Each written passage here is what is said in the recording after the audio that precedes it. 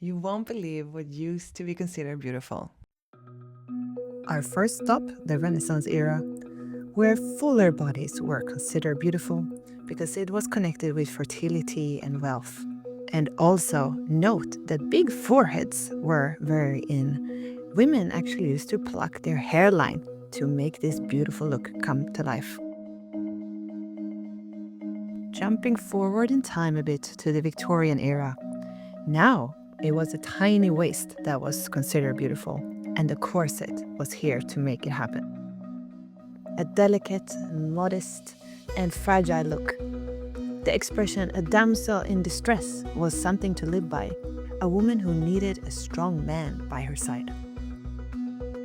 And jumping to the 1920s, it's almost an opposite ideal. Now it was a slender figure, flat-chested and straight body that was considered beautiful. The short hair, almost a boyish look, was in trend. And just 30 years later, it has all changed again. Now it was the hourglass figure that was considered beautiful. A curvy body, a small waist, but with fuller breasts and hips. New trends entered, like lipstick and voluminous hair. Now we're getting closer to our time. In the 90s, it was the era of the heroin chick, where super skinny models became the norm and the beauty standards, and any little ounce of body fat became an enemy. Long gone are the days where a fuller body was considered beautiful. But the evolution of beauty continues. Now we enter the Kardashian era. And with that, the big booty. This is what's considered a beautiful woman in the early 2000s. You see my point here, right? And if we look about the different places in the world and different cultures, what is considered beautiful is actually even more evident. In India and Thailand, a pale skin is considered beautiful. In Scandinavia, a tanned skin is considered beautiful. In parts of Africa and in Indonesia, sharpening the teeth is considered beautiful. In Ethiopia, these kinds of lip plates are definitely considered beautiful. And in Myanmar, long neck rings are the beauty. In Western Africa, scarification is a means of decorating your body to become really beautiful. But how about like symmetry? Fuck the symmetry. Someone who really helped me anchor this perspective in my own life is the world famous and amazing choreographer Mr. Gaga, Ohad Naharin.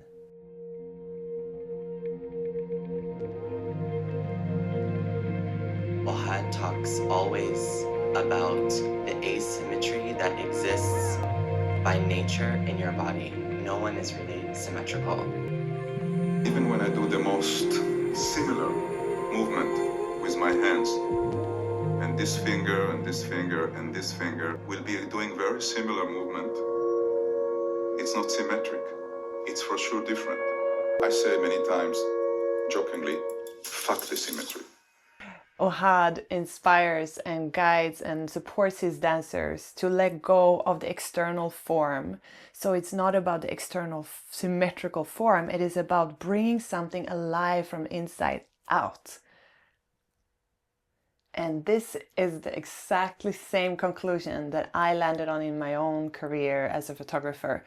I photographed people for, over a decade now, 12, 15 years. It's been both in the commercial settings of fashion, but also in like personal growth experiences and workshop where women get to step into their full free expression, nude photography, and body positivity.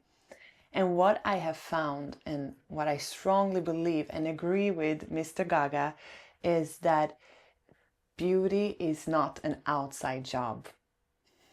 There is a magic that happens when we tap into the aliveness that comes from within. There is no filter, there is no thoughts, it's just this alive expression coming from this woman from within. And it's like time stops. It is a shine that can blind us. It is a beauty that automatically happens when we are connected to ourselves within, when we are in contact with our essence and our truth. That's real beauty. A framework that I use for myself to shift this, to remember to come back to the true beauty, is the framework of moving from 2D to 3D. In a 2D reality, we only have the surface. Think about a photo or maybe reflection in the mirror. We meet ourselves in a flat surface. So we only care about what that is, how that looks. That's when it's so easy to hook onto what that externalized 2D beauty looks like. But we can shift into a 3D version of ourselves. That means that it's not just how I look like this on your screen, it's how I feel here. Another dimension, which is where I live, where I exist, where my aliveness is contained. So I switched the perspective from looking at my reflection to being inside of myself and feeling myself from the inside.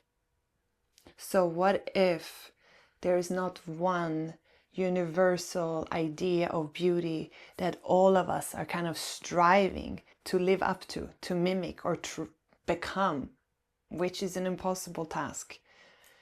But instead, we are one fractal of a multifaceted expression of life and universal awareness. But each and every one of us is completely unique and here to be that unique part. No one else can feel that expression but you. You carry a unique code, a unique blueprint that your soul is bringing through your human expression that is you in this incarnation. You're here to be you-ness. This is how Spirit sees us. This is how the universe, how God, how Goddess sees us through those eyes. What if we cultivate to see ourselves in the same way? To see ourselves in the eyes of God, Goddess, Spirit.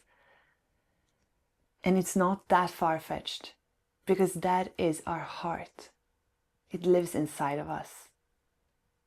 To see ourselves and others through the eye of God or Goddess is to see through our heart. So how would it be if you stepped in front of the mirror next time and saw yourself through your heart? What would you see then?